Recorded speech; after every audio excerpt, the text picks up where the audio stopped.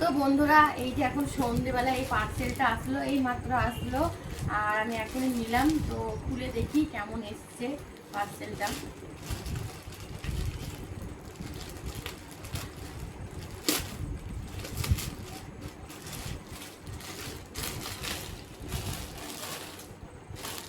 এই যে সেই ভাইরাল ট্রেন্ডিং শাড়ি, এই শাড়িটা এখন খুবই চলছে, ট্রেন্ডিং, সবাই নিচ্ছে, তাই আমিও নিয়ে নিলাম।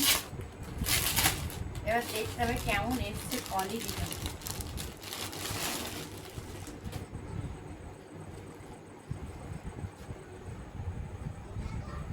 এই যে দেখো,